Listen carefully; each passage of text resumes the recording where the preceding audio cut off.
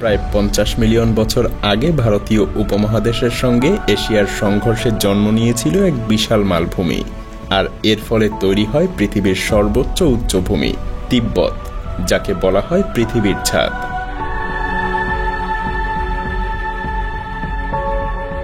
আকাশছোঁয়া এই ভূমিতে শ্বাস নিতেও যেন কষ্ট হয়, কিন্তু এখানেই গড়ে উঠেছে এক অনন্য জগৎ। এই আকাশছোঁয়া মালভূমির কোলে রয়েছে দুর্গম উপত্যকা, পবিত্র পর্বতশৃঙ্গ, লুকানো হ্রদ আর আধ্যাত্মিক ঐতিহ্য। সবকিছুই শতাব্দীর পর শতাব্দী ধরে বাইরের দুনিয়া থেকে প্রায় বিচ্ছিন্ন হয়েই গড়ে উঠেছে। এখানে প্রতিটা পাহাড়ের ঢাল, প্রতিটা নদী আর প্রত্যেকটা মাঠের গায়ে জড়িয়ে আছে রহস্য আর প্রাচীন কাহিনী। বাংলা ভাষায় অনলাইনে তিব্বতের ফ্যাক্ট রিলেটেড অনেক ভিডিও থাকলেও তিব্বতের ভেতরকার অসম্ভব সুন্দর নৈসর্গিক রূপের বৃত্তান্ত খুব একটা পাওয়া যায় না, আর সেজন্যই তিব্বতের সেই অদেখা সৌন্দর্য নিয়েই আমাদের আজকের আয়োজন। চলুন পা বাড়ানো যাক অদেখা তিব্বতের এই দুর্গম আর নৈসর্গিক সৌন্দর্যের পথে, যেখানে প্রতিটা বাঁকের আড়ালে লুকিয়ে আছে আপনার জন্য নতুন নতুন চমক।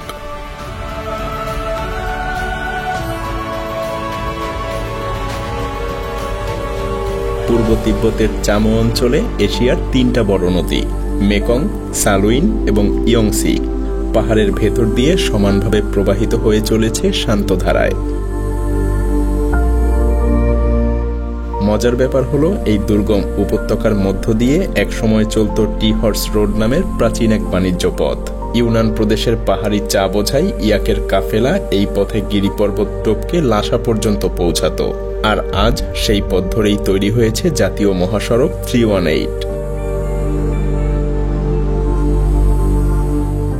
যা সাংঘাই থেকে নেপাল সীমান্ত পর্যন্ত প্রায় 5000 কিলোমিটার দীর্ঘ।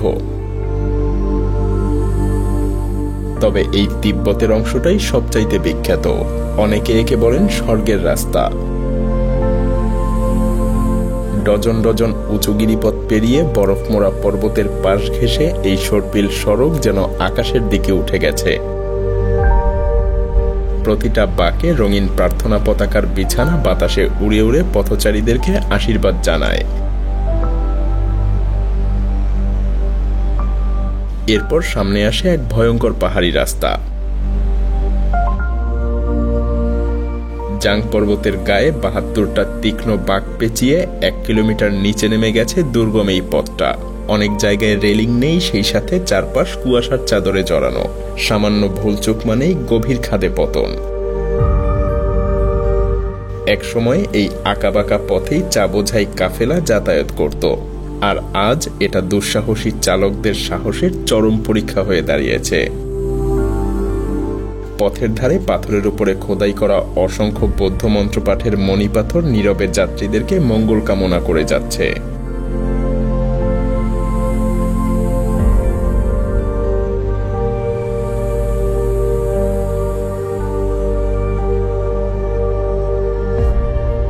প্রধান সড়ক ছেড়ে এক নিঝুম পথে এগোতেই চারপাশের গ্রামও যেন শেষ হয়ে হারিয়ে যায়।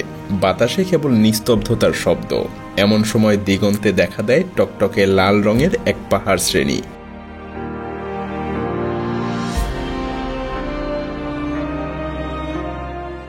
লোহার খনিজে রাঙা হওয়া এই পাহাড়গুলো স্থানীয়দের কাছে পবিত্র বলেই শত শত বছর ধরে পরিচিত হয়ে আসছে।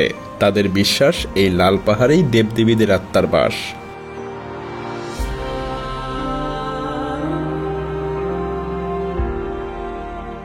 এই পাহাড়ের বুকেই প্রায় 5000 মিটার উচ্চতায় একটা প্রাচীন বৌদ্ধ মঠ যেন পাথরের গায়ে ঝুলে আছে, যা পৃথিবীর সবচেয়ে দুর্গম আর উচ্চতম মঠগুলোর মধ্যে একটা।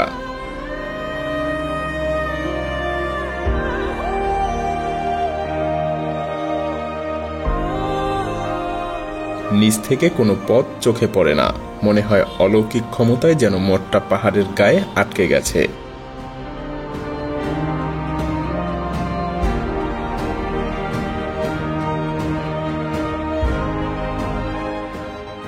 শীতকালে তুষারপাত হলে এই মঠের সাথে সমস্ত যোগাযোগ বিচ্ছিন্ন হয়ে যায়। যারা এত উঁচুতে সাধনা করতে আসেন তাদের জন্য অপেক্ষা করে এক অন্য জগতের নীরবতা। নেই বিদ্যুৎ, নেই জনমানুষের শব্দ, কেবল তীব্র পাহাড়ি বাতাস আর চারপাশে প্রার্থনা পতাকার মৃদু ফরফর শব্দ। আশপাশের গুহাগুলোতেও সন্ন্যাসীরা বছরের পর বছর নিঃশব্দে নিভৃতে ধ্যান করে আসছেন।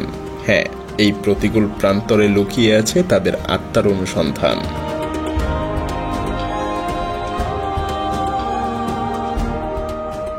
কিন্তু তিব্বত তার সমস্ত চমক এখানেই শেষ করে দেয়নি। সামনে আছে আরেক বিস্ময়, এক সবুজ উপত্যকা, যেন রুক্ষ তিব্বতের বুকে এক টুকরো স্বর্গ।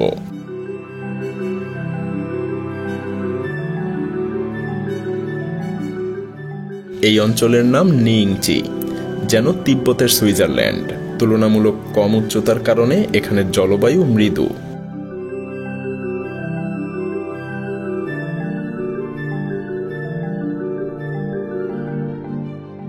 উপত্যকায় ঘন সবুজ বন আর পাহাড়ের কোল জুড়ে রঙিন ফুলের সমারোহ সবুজে পরিণত হয়ে গেছে।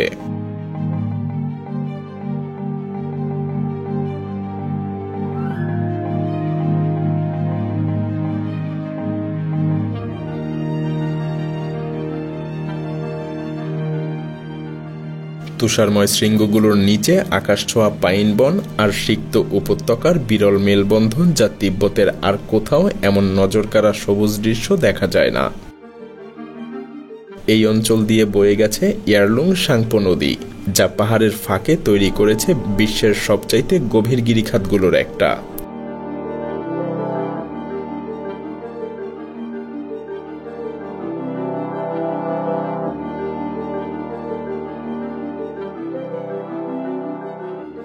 কিছু জায়গায় এই গিরিখাত এতই দুর্গম যে বহু স্থান আজও অজেয় হয়েই রয়ে গেছে।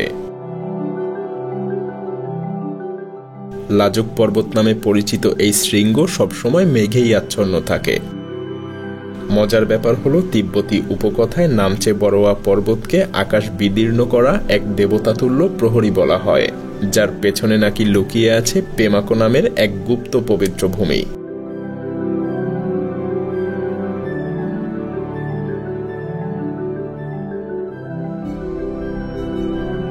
নিইংচির এই বনাঞ্চল পেরিয়ে পশ্চিমে দেখা মেলে প্রকৃতি আবার কঠিন এবং বিবর্ণ রূপ ধারণ করেছে।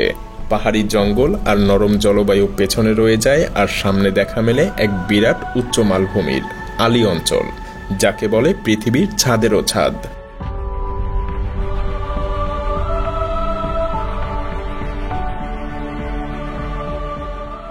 4500 মিটার উচ্চতায় বিস্তৃত এই ভূখণ্ডে জনবসতি নেই বললেই চলে। শুধু দিগন্ত জোড়া শূন্যতা আর হিমশীতল হাওয়ার শোষ শব্দ। সেই নিঃসঙ্গ প্রান্তরে হঠাৎ চোখে পড়ে এক অদ্ভুত প্রাকৃতিক দৃশ্য। মাটির তৈরি এক বন যেন মরুভূমিতে জমে আছে।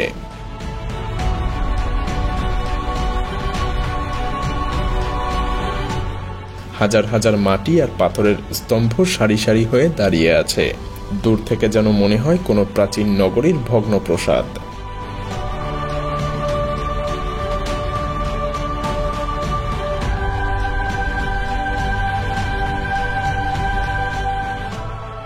এই মাটির বন এবং পাথুরে গুহাগুলোতেই লুকিয়ে আছে এককালের গৌরবময় গুগ সাম্রাজ্যের নিদর্শন।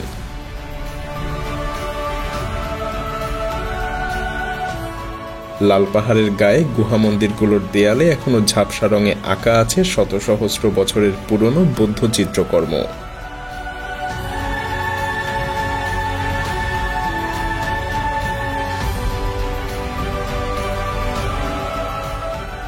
চারদিকে ছড়িয়ে রয়েছে ভাঙা মূর্তি আর প্রার্থনা স্থানের চিহ্ন। আজ এই পরিত্যক্ত গুহানগরীর নিস্তব্ধ ধ্বংসাবশেষ বাতাসে নিঃশব্দে গল্প বলে যায়, মনে করিয়ে দেয় যে সবচাইতে শক্তিশালী সাম্রাজ্যও একদিন ধুলোয় মিশে যায়।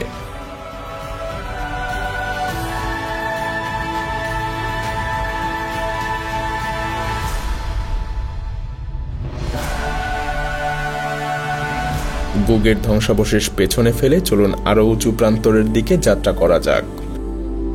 কোথাও কোনো জনবসতি নেই, নেই কোনো শব্দ, শুধু তীক্ষ্ণ ঠান্ডা বাতাস বইছে। হঠাৎ দূরের দিগন্তে অসামান্য আকৃতির এক পর্বত ধীরে ধীরে স্পষ্ট হতে থাকে। আকাশ ছোঁয়া পিরামিডের মতো সেই শৃঙ্গ দেখিয়ে দেয় আমরা পৌঁছে গেছি পবিত্র কৈলাস পর্বতের এলাকায়।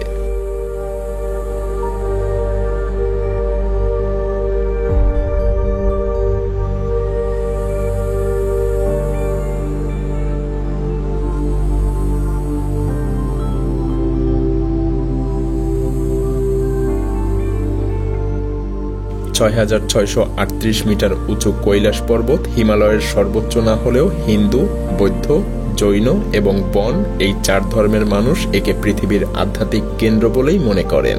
হ্যাঁ, এই শুভ্র শৃঙ্গ এখনো কারো পদস্পর্শে অপবিত্র হয়নি। শত শত বছর ধরে তীর্থযাত্রীরা পাহাড়টার চারদিকে পরিক্রমা করে শ্রদ্ধা জানিয়ে আসছেন। প্রায় 52 কিলোমিটার দীর্ঘ এই কোড়াযাত্রা অনেকের কয়েকদিন লাগে শেষ করতে। তারা বিশ্বাস করে এই প্রদক্ষিণ জীবনের সমস্ত পাপ মোচন করে দেয়। কেউ কেউ প্রতি 3 কদমে লুটিয়ে প্রণাম করে এই পথ পূর্ণ করে। তাদের কাছে যাত্রার প্রতিটা পদক্ষেপই আত্মশুদ্ধির অংশ।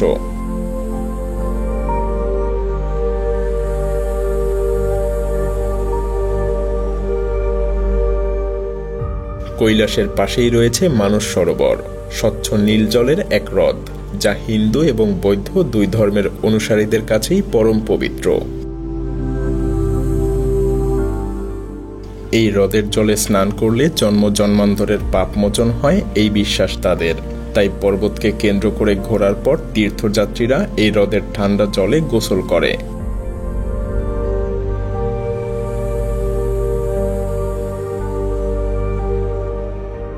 শেষ পর্যন্ত আমরা পৌঁছে গেছি তিব্বতের রাজধানী লাসা শহরে। সমুদ্রপৃষ্ঠ থেকে প্রায় ৩,৬৫০ মিটার উচ্চতায় অবস্থিত লাসা নামের অর্থই দেবতার বাসস্থান। 1000 বছরেরও বেশি সময় ধরে এই শহরটা তিব্বতের ধর্মীয় এবং সাংস্কৃতিক প্রাণকেন্দ্র। দূর দূরান্ত থেকে তীর্থযাত্রীরা এখানে জীবনে অন্তত একবার হলেও লাসায় এসে প্রার্থনা করার স্বপ্ন দেখেন, কারণ লাসার প্রাণকেন্দ্রে অবস্থিত জোখাং মন্দির তিব্বতের সবচাইতে পবিত্র বৌদ্ধধাম। জোখাং মন্দিরের প্রধান বেদিতে থাকা জৌ শাক্যমণির সোনার মূর্তিটা তিব্বতীদের বিশ্বাস অনুসারে স্বয়ং বুদ্ধের আশীর্বাদপ্রাপ্ত মূর্তি। এই মূর্তির এক ঝলক দর্শন পেতে ভক্তরা জীবনের পুরো তপস্যাকেও সার্থক মনে করেন। আর লাসার পাহাড় চূড়ায় মাথা তুলে দাঁড়িয়ে আছে তিব্বতের প্রতীক পোতালা প্রসাদ। এই বিশাল প্রসাদ দুর্গ একসময় দালাই লামাদের বাসভবন এবং তিব্বতের শাসন কেন্দ্র ছিল। সময়ের ঝড়ঝাপটাতেও এই প্রাসাদ আজও অটুট।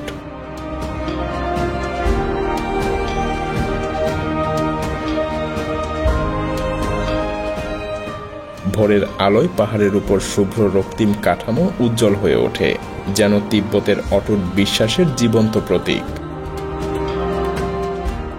তিব্বতের বিচিত্র রূপের এই যাত্রায় আমাদের পরিচয় হলো কঠোর প্রকৃতি থেকে লুকানো সৌন্দর্য, প্রাচীন সভ্যতার নিদর্শন থেকে নিঃশব্দ আধ্যাত্মিকতা। তিব্বত আমাদেরকে মনে করিয়ে দেয় সময় বদলালেও বিশ্বাস আর ঐতিহ্য মুছে যায় না।